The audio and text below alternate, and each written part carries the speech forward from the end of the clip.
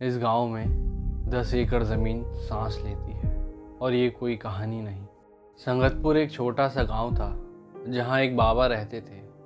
गांव के लोग बाबा को बहुत मानते थे। उनका कहना था कि बाबा जहां बैठकर तपस्या करते हैं उसके आसपास ही करीब 10 एकड़ ज़मीन जिंदा है। वो ज़मीन सांस लेती है। रात के समय मिट्टी धीरे धीरे ऊपर उठती है और फिर नीचे चली जाती है। गांव वाले इस बात को भली भांति जानते थे, लेकिन उसी गांव में एक किसान चाचा का बेटा रवि इन बातों पर भरोसा नहीं करता था। वह 10 साल बाद शहर से गांव लौटा था और उसे गांव की हर एक बात अंधविश्वास लगती थी। एक दिन उसने चबूतरे पर बैठे लोगों से सांस लेती ज़मीन की बात सुनी। वह हंस पड़ा। उसने कहा, अरे ये भी कोई बात हुई, ज़मीन भी कहीं सांस लेती है। एक बूढ़े आदमी ने कांपती हुई आवाज़ में कहा, रवि, हम मजाक नहीं कर रहे। अच्छा, अब तुम लोग ये भी कहोगे कि ज़मीन बात भी करती है? इतना सुनते ही वहाँ बैठे लोग चुप हो गए। किसी ने उसकी तरफ नहीं देखा। तभी एक बाबा धीरे धीरे वहाँ आए।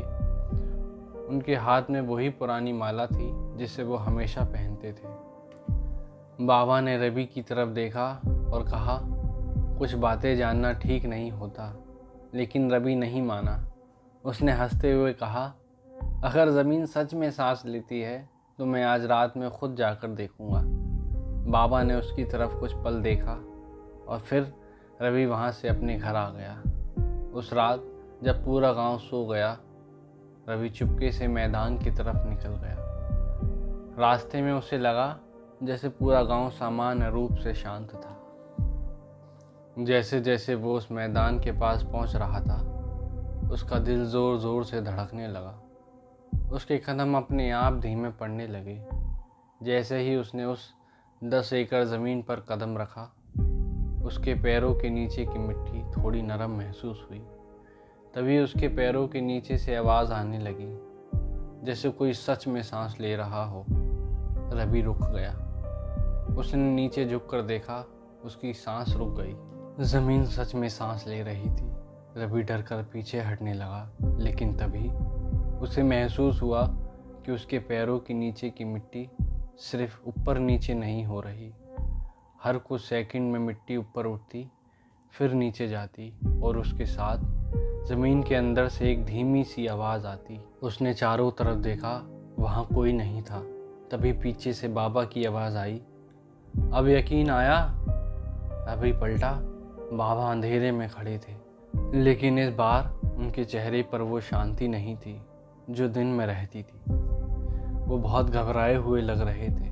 रवि ने कांपते हुए पूछा, ये क्या है? बाबा धीरे धीरे उसके पास आए और बोले, ये ज़मीन सांस लेती है। बहुत साल पहले यहाँ एक पुराना मंदिर था।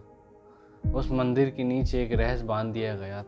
लोग कहते हैं कि उस रहस्य को छुपाने के लिए पूरे मंदिर को मिट्टी के नीचे दबा दिया गया। तभी ज़मीन फिर से हिलने लगी।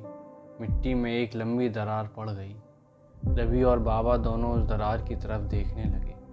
धीरे धीरे दरार और भी बड़ी होने लगी।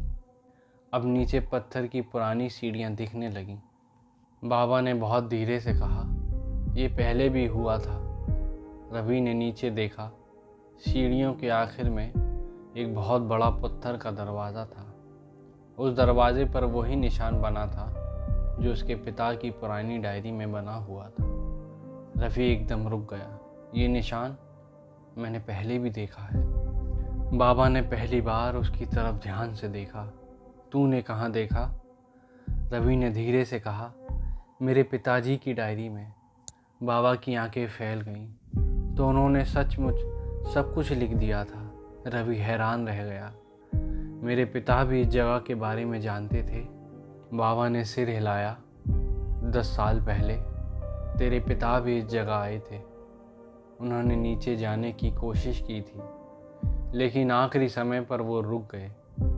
उन्होंने वादा किया था कि वो कभी भी किसी को भी इस जगह के बारे में नहीं बताएंगे।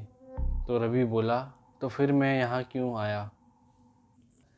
बाबा ने उसकी तरफ देखा क्योंकि कुछ राज खुद अपने लोगों को बुलाते हैं।